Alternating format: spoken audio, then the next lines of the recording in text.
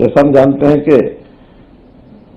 यानी traditional system में रहने वाले जो लोग कभी इतिहास खोज के देखते हैं तो सामान्य बस्तियों में, गांव में, झोपड़ियों में जहां जगह मिली वहां रह गए।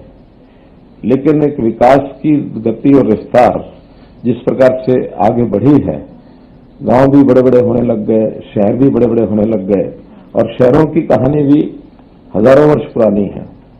आज भी जगह जगह देश में एक्सकेवेशन होता है तो नीचे कई बार ऐसे अवशेष मिलते हैं कि अच्छे सुंदर शहरों की कल्पना भी उस समय को देखने को मिलती है।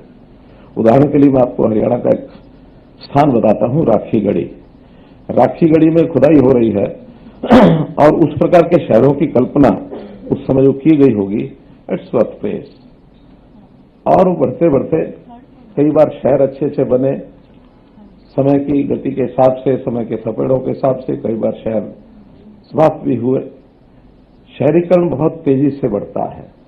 ग्रामीण क्षेत्र का व्यक्ति या परिवार अपने व्यवसाय के लिए, अपनी प्रगति के लिए वो सामान्यतः शहरों में आता है, क्योंकि हमको पता है कि शहरों में विकास गांव से अधिक है, ऐसा माना जाता है। भले ही सांस्कृतिक दृष्टि से हमारे देश की संस्कृति वो गांव में ज्यादा अच्छी मिलती है, लेकिन इस भागदौड़ में, इस भौतिक युग के नाते से शहरों का विकास बढ़ता जा रहा है, अर्बनाइजेशन बढ़ता जा रहा है। एक समय था, आज से मैं अगर 70s की बात करूं, when I was young, college में पढ़ते थे, उस समय बताया जाता था कि हरियाणा में 20% आबादी शहरों की है, 80% गांवों की है। आज देश भर का जब हिसाब लगाते हैं तो इस समय अराउंड 35% आबादी जो है अर्बनाइजेशन हो गया उसका, और 65 गांव में है। अभी अनुमान भी लगाए जा रहे हैं आगे कि 2047 तक, जब देश को आजाद हुए 100 साल हो जाएंगे, तो ऐसा माना जा रहा है कि शहरी आबादी 50% हो जाएगी। अब इस तेज गति से अर्बनाइजेशन होना, तो उसको अगर हम किसी प्लान्ड वे में और किसी एक एम के साथ आगे बढ़ाने में कुछ काम करेंगे तो निश्चित रूप से लोगों का जीना ये सुगम हो जाएगा, उनका स्वाभिमान आगे बढ़ेगा। वरना तो शहर अनप्लान्ड तरीके से भी कई बार बढ़ जाते हैं, अनऑथराइज कॉलोनाइजेशन हो जाता है और वहां किसी प्रकार की सुविधाएं, गवर्नमेंट की सर्विसेज भी पहुंच नहीं पाती हैं। तो एक तो प्लान्ड वे से शहर को आगे बढ़ाना, और फिर आज का युग जैसा एक आईए का युग है, जैसा एक टेक्नोलॉजी का युग है, इसमें टेक्नोलॉजी के नाते से उन शहरों में ईज ऑफ लिविंग, उन शहरों में एक अच्छी सुगमता ये हम दें, शहर सुंदर बने, शहर साफ हों, शहरों का एक इस प्रकार का सिस्टम बने कि लोगों को लगे कि हम रहन सहन हमारा अच्छा है। जैसा हम जानते हैं कि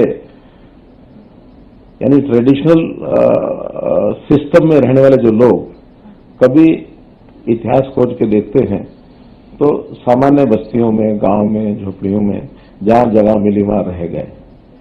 लेकिन एक विकास की गति और रफ्तार जिस प्रकार से आगे बढ़ी है, गांव भी बड़े बड़े होने लग गए, शहर भी बड़े बड़े होने लग गए और शहरों की कहानी भी हजारों वर्ष पुरानी है।